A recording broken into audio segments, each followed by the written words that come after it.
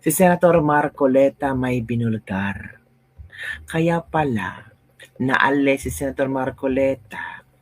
Ang tanging target pala ng mga senador na mga traidor ay si Senator Marcoleta ang kailang tatanggalin. Kasi malapit na talagang mabubulgar ang mga politiko. Hindi lang yata si Diskaya ang excited magbulgar ng mga politikong ng kickback. Meron pang mga kontraktor na ready na sanang magbulgar ng pangalan ng mga politiko. Sad to say, planado pala yung pagkatanggal ni Chis Escudero.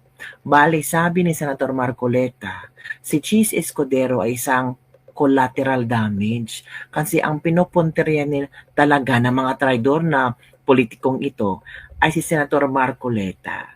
Kasi hindi matatanggal si Senator Marcoleta sa Blue Ribbon Committee kung hindi matatanggal si Chis Escudero. Yun pala, ngayon, bulgar na talaga ang mga kurako sa Senado.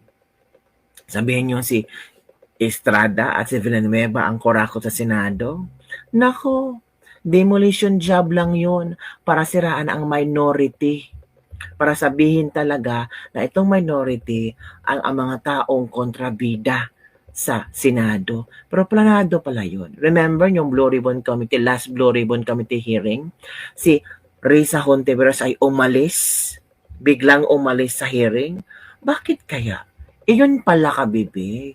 Nag-meeting-meeting na sila. Kaya pala, sabi ng ibang netizen, umalis si Risa kasi takot mapangalanan. Ay eto ang binulgar ni Senator Marcoleta. At ito pa, VP Sara inisnab ang budget hearing sa Kamara.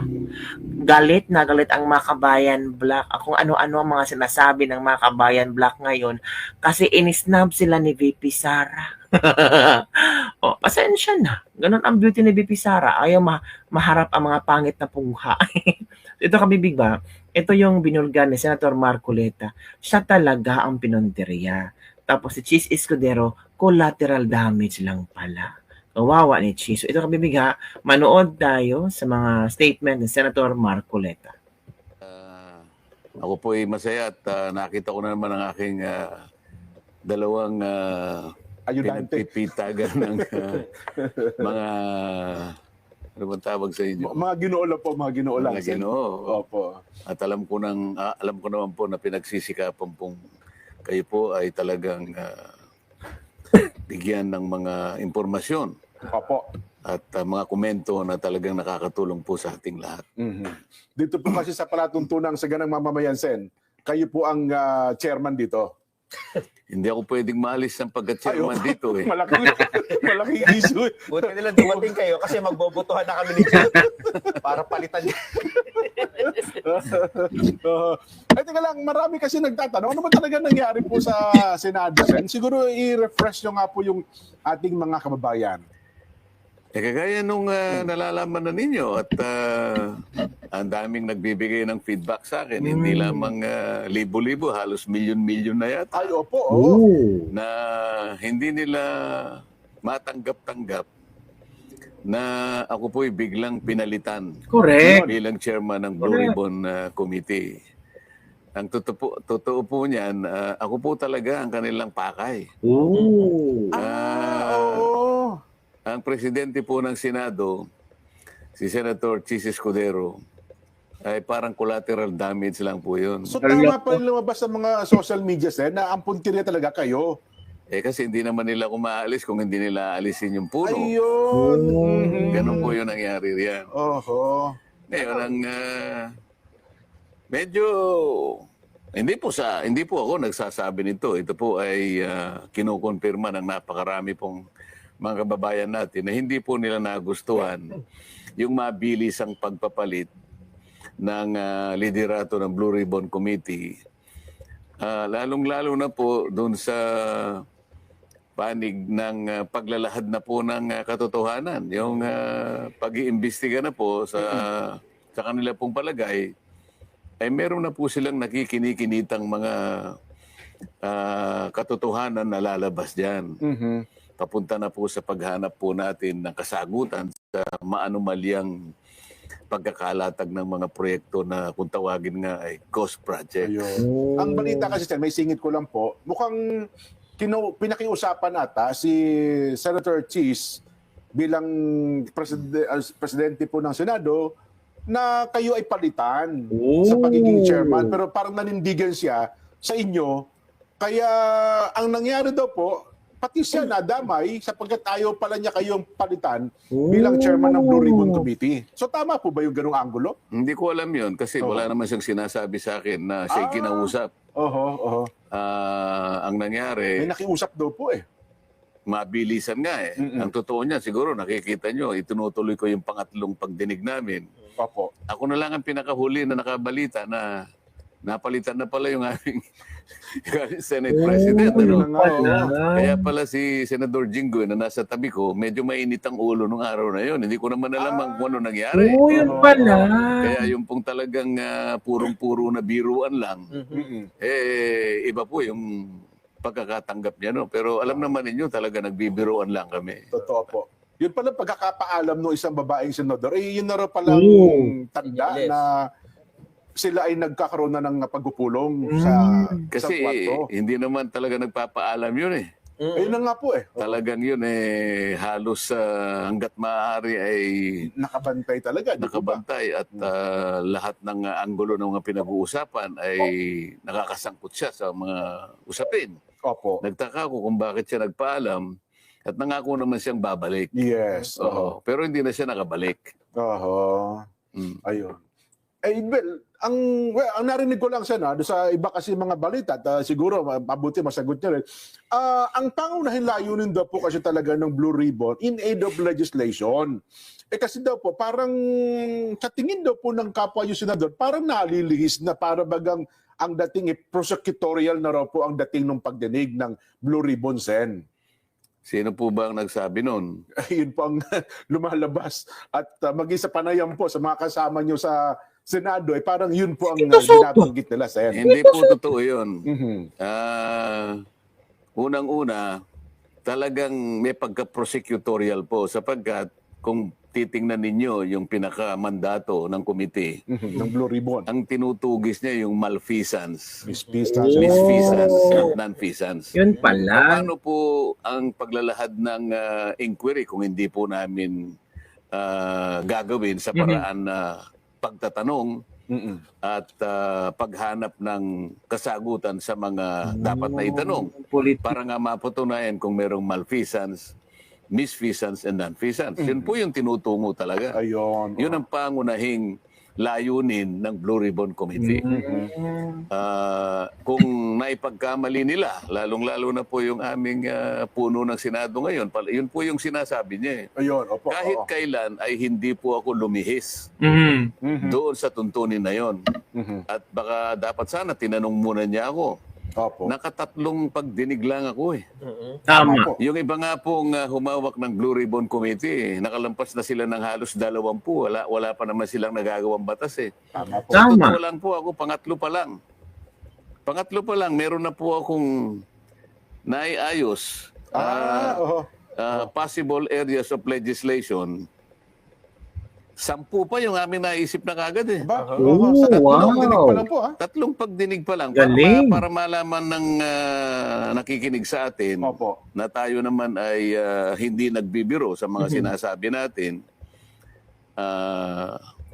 Ipakikita ko dito, alin-alin ba yung mga naisip na nating mga panukalang batas Mhm. sa liwanag ng mga pagdinig kahit hindi pa talaga natatapos. Pangatlo pa lang na pagdinig. Pinalitan agad. Base sa mga nakita na namin, nakita ko at nakilatis natin. Ito yung aking naisip. Kinakailangan merong amendment ng procurement law. Oo. Kasi doon na pupunta po yung mga bidding natin, yung pag-award ng mga proyekto, lalong-lalo na yung pinag-uusapan ng mga flood control projects, nasasalaula sapagkat merong problema, may mga butas sa procurement law. Kinakailangan mag-introduce ka ng amendments. Meron ding amendment po sa anti-graft law. Oho. Tapos dito kinakailangan mapatibayan siguro kung hindi man dapat itaas siguro pati yung pagpaparusa dito, kinakailangan ibigyan talaga ng impetus dito. Opo. Pwede rin nating, meron po kaming iniisip na amendments po sa contractors licensing law. Ito yung sakop ng PICAB. Pickup, opo. Iba ha? Meron tayong amendment sa witness protection law o yung tinatawag na stand-alone bill. No? Meron tayong naiisip na amyenda doon sa ating AMLA. Anti-money laundering council. Anti-modeling. Nakita naman ninyo kung saan, isip-isipin nyo, yung isa sa mga nag-testify doon. Sa isang araw, kaya niyang magpatalo ng halos 14 o 15 milyon. Grabe. Ito parang ang ginagamit nila, laundry area yung mga casino natin. Kaya dapat magkaroon ng emyenda sa AMLA, sa batas sa AMLA. Tama. Nakikita rin natin ang pangangailangan para i-amend yung ating Securities Regulation Code. Sapagkat dito pumapasok ang ilang mga kawatan, yung sindikato, ginagamit nila na pasilidad itong Marami pa lang itong area nito. Naisip ni Senator Marcoleta, no? At dito, Tatlong ay building dadagdag pa lang. natin yung False Claims Act. Ito yung, kung tawagin ay writ of quitam. Yung bang pwedeng payagan kahit isang mamamayan lang, kahit isang Ordinaryo. karaniwang mamamayan na maghain siya ng asunto Oo. laban sa mga opisyal ng pamahalaan. Ang kondisyon lamang kapag hindi ito binigyan ng atensyon ng ating Department of Justice. Halimbawa, in 30 days, kailangan umaksyon ng Department of Justice.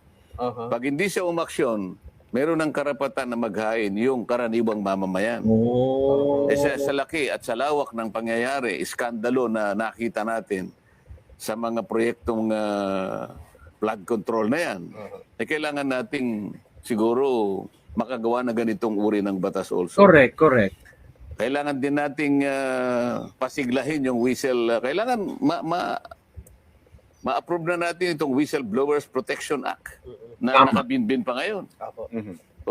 Meron pa tayong Heavy Equipment Registration Act. Ang dami pala ha? Sapagkat itong ginagamit nilang mga kasangkapan, mga makinarya sa mga proyekto, wala naman listahan ito eh.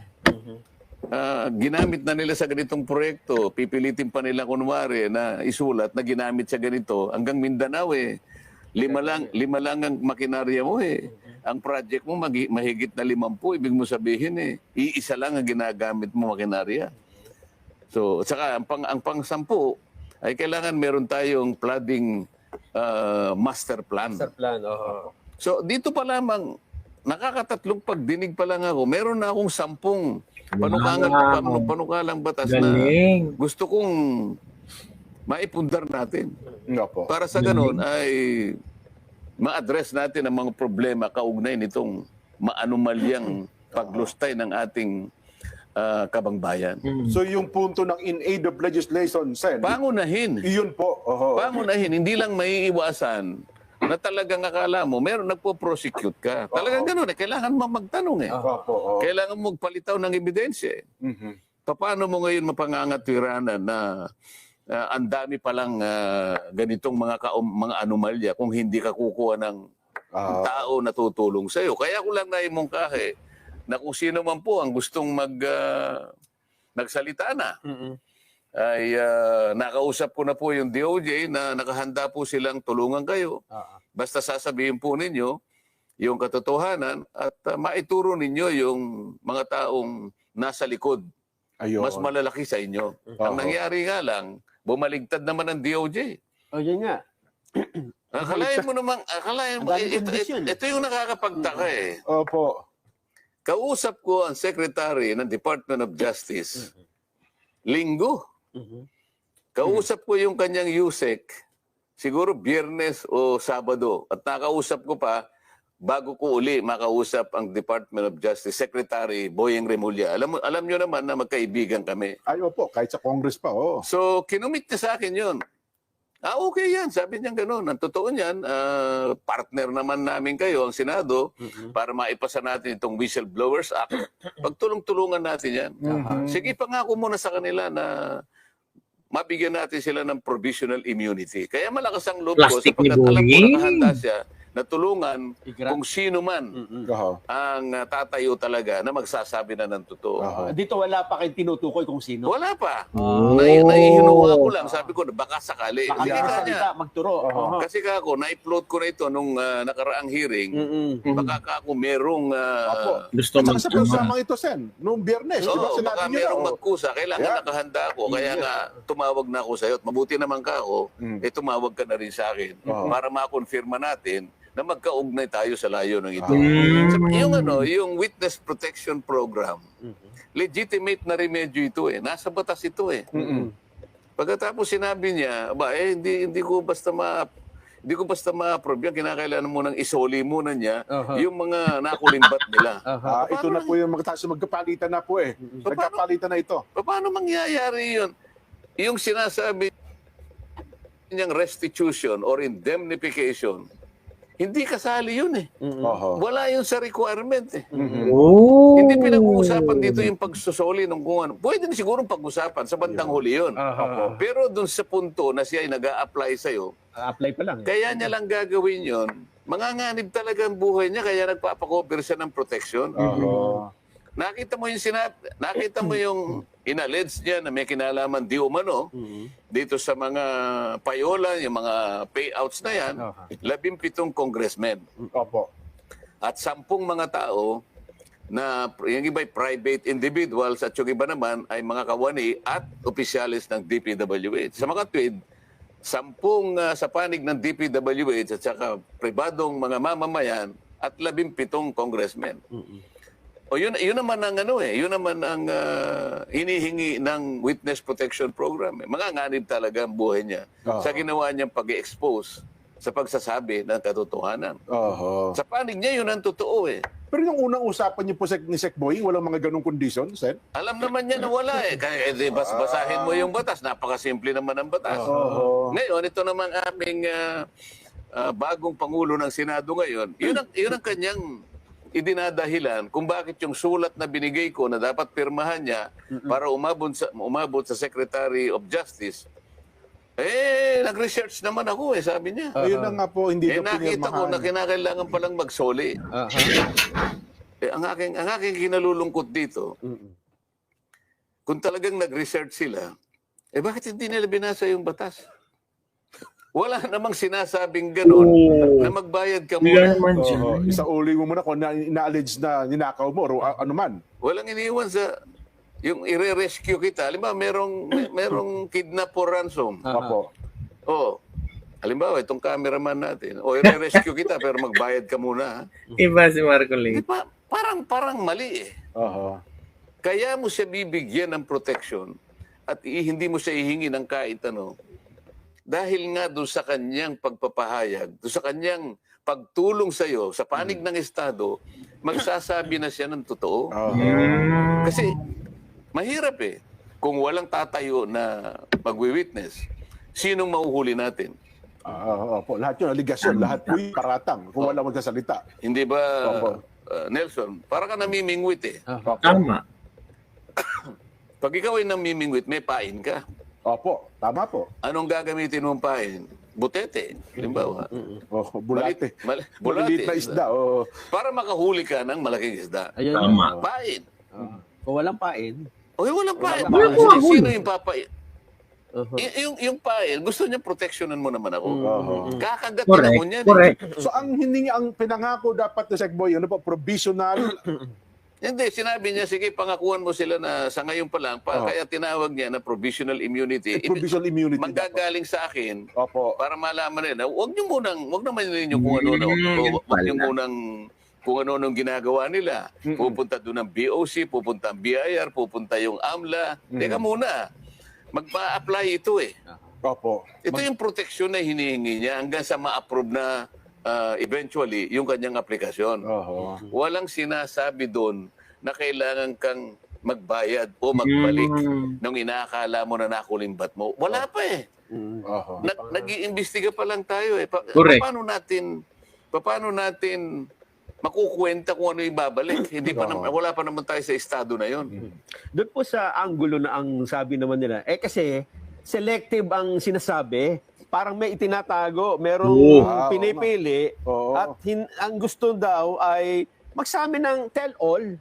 Walang dapat na itago. Pero pag binabanggit siya, kanya singit ko lang nagsimula doon sila 2016 eh. Eh bakit daw binabanggit 2022 lang hanggang sa kasalukuyan? Parang may mga tinanggal daw na pangalan eh. Oo. Yun ang kanyang sworn statement. Mhm. Opo. Wala akong magagawa. Ang sinasabi ng aming bagong Senate President, meron daw nagbulong sa kanya Oh. na inedit daw yung Inedit sworn yun, statement. isa pa yun. Oo. Ito ang medyo mabigat na tanggapin yung pagpaparatang na gano'n. Ala. May bumulong daw na taga Blue Ribbon Committee. Paano kaya kung malaman niya ang katotohanan na hindi naman alam nung Blue Ribbon Committee na mayroong sworn statement na lalabas nung araw na yon? Oo. Yung sworn statement na yon, direktang Opo. ibinigay sa akin. Opo. Hindi alam ng Blue Ribbon Committee. Paano mo sasabihin na inedit? Sino mag-e-edit? Diretsong pumunta sa akin. Oh, yun pa. Oo. Ako nag-edit. Yung araw na yun binigay, magsisimula na kami. Doon mismo sa hearing. Hindi naman doon sa hearing. Basta kailangan, Doon sa araw ng hearing. ilang oras na yung bago kailangan makuha ko. Oo. Oo. Yun pala. Kung pagkatapos sasabihin nila, merong nag-edit. Mhm. Ito yung nakikita kong parang hindi na tama eh. Kung mo ba sinabi niya na congressman ang naging kasama niya, Mhm. naka-transact niya, Mm-mm. ibig sabihin hindi na totoo? Tama. Kung Diba? wala siyang sinabi na senador, hindi na totoo yung sinabi niya. Correct. Doon sa House of Representatives, kung titingnan ninyo, ang pinaniwalaan naman nila, ang gustong papaniwalain, ay yung sinasabi naman Nung Bryce ng Hernandez. Bryce Hernandez na pumunta naman sa amin. Mhm. Nakikita mo, sinasabi nila na hindi kanya totoo yung sworn statement ng mga Diskaya. Opo. Bakit nila pinresent yung Mayor Vico ng Pasig? Hindi ba dahil sa kalaban niya yon? Oo. Ano naman nung aming presidente na Senado ngayon, yung Vico Soto? Hindi ba pamangkin niya? Pamangkin. Yes po. O di may politika dito, hindi ba? Oo. Kaya mo lang ba sinasabi, kaya mo dinidiminish yung value nung Kaya. sworn statement na yon dahil kalaban siya Mhm. ng pamangkin mo sa politika. Oo. Kung ako siguro, dapat hindi ako magkukomment sa bahagi na yun Opo. Sapagkat kalaban ng aking pamangkin ito, Oo. hindi siguro magre-recuse siguro ako Tama. Hindi ikaw ang volunteer na palagay ko inedit ito. Aha. Sa aking palagay, maraming butas ito. Hindi ka dapat magsasabi ng ganon sapagkat magiging bias ka. Oo. Dahil kalaban niya ng pamangkin mo. Sa politika. Itingnan mo na lang. Tinawag si Mayor Vico sa House of Representatives. Hindi para magbigay ng testimony. Correct. Hindi para magbigay ng dokumentong Makakatulong. makakatulong para makakuha ng maraming batayan. Mm-mm. Nagsabi siya ng opinion niya Tungkol na sa mga diskaya. na sinungaling ang mga taong ito. Nakakatawa. Opo. Ang opinion ba'y tinatanggap sa pagdinig? Hindi. Oo. Opinion mo yun Sa bawat pagdinig, mapakorte man o ibang quasi-tribunal, quasi-judicial tribunal, ang opinion, dinabaliwala. Oho. Hindi tinatanggap ang opinion. Bakit kinakailangan siyang magpahayag ng opinion doon? Tama. So, pagkatapos, hinahanap ko yung Bryce Hernandez. Kasi pinahiram sa House of Representatives at doon ay tumistigo. O ba't hindi na sinuli? Correct. Tinanong ko yun. Sabi ko, Mr. President, bakit hindi sinuli sa atin? Hindi ba? Ito yung sulat mo. Sinuli? Babasahin ko sa'yo. Opo. Oo. Paihiram ko sa inyo, sabi niya, pero pagkatapos ng hearing ninyo, ibalik ninyo ng madali, Opo. ligtas, dito sa Senate. Mm-mm. O ba't pinanatili mo ka ako sa Quezon City QCPD? Correct. Krami. Correct. Saka Correct. kami, Tama. sa Correct. detention center. Sa Opo. marami. Bakit Custodial gano'n? center. Oh. Nag-request sa akin si Speaker. Teka muna. Diba? Opo. Yun na yung napanood namin na nagkaroon ng viral ngayon sa social media. Bakit pag na-request na yung Speaker, sabi ko, sumusunod ka sa Speaker? Oo. Pero yun naman daw po kasi siya, na-request ng Bryce sa Kongreso. So bilang puno ng Kongreso, Eh, siya naman ata. ang Sino nag- ba ang dapat magpasya kung saan siya madidetain?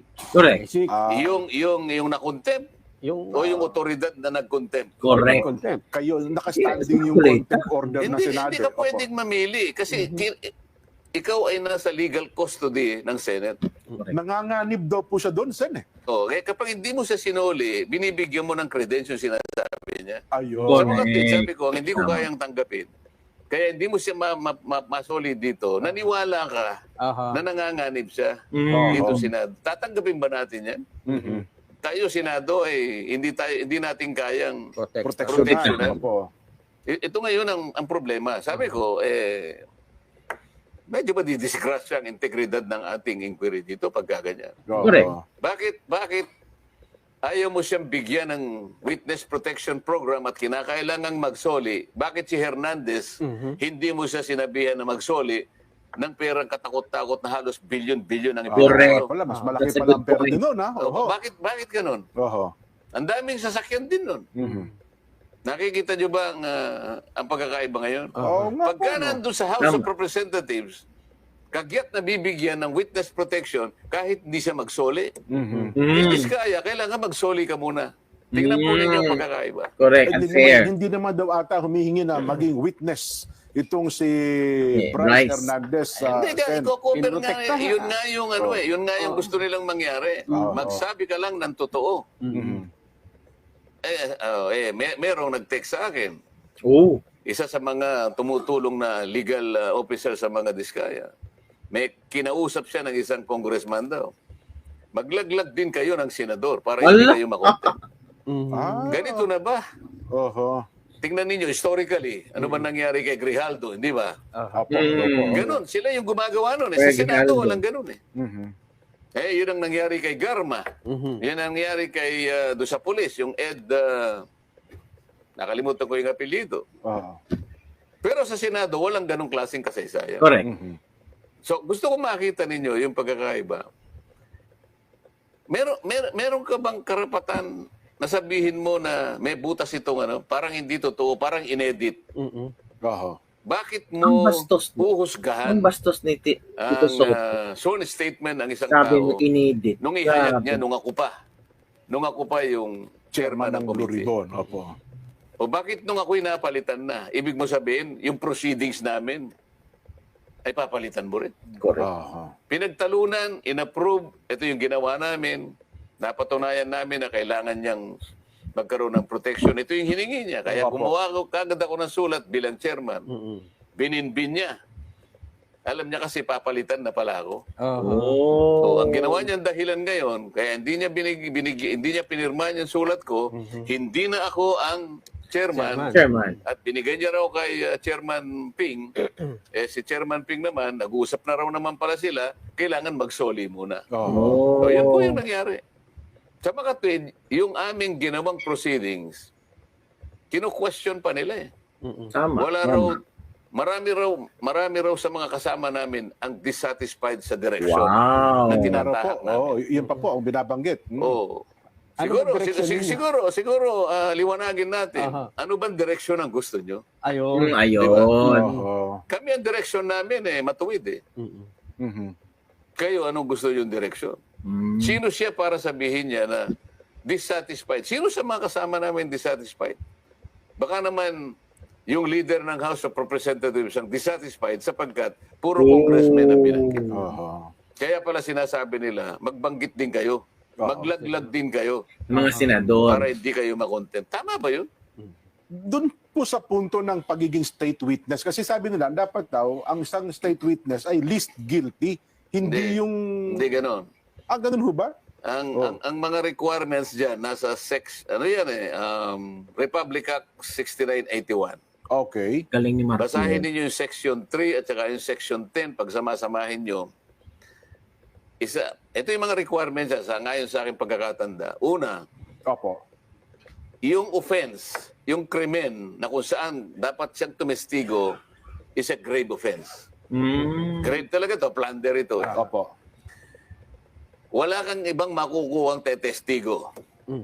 Okay. Ito lang. So, qualified din siya. Sila ang lumitaw eh. Siya lang. Kaya sabi ko, Makipag-unahan kayo kasi kung sufficient na to, hindi ko na kailangan yung iba. Oo nga. Kasi hindi na kayo Tama magko-qualify. kung sapat Oo, na yun nga pala. pala, Hindi na kayo magko-qualify Oo dito nga sa isang naman, oo. requirement. Kung nakipag-unahan ngayon yun. Oo. At yung ganyang testimony can be corroborated in material facts. Ibig sabihin, makukunan niya. Oo, oo. Oo. Yung mga tumetestigo are not the most guilty. Yan, Mm. oo. Yun ang requirement. Pagkatapos, meron pa sinasabi ron, nanganganib ang buhay, Mhm. ang kanilang kaligtasan, at ang kanilang seguridad. So, So yun kabibig, narinig natin si Senator Marcoleta at ang talagang ipinaliwanag niya ang nangyari doon sa Senado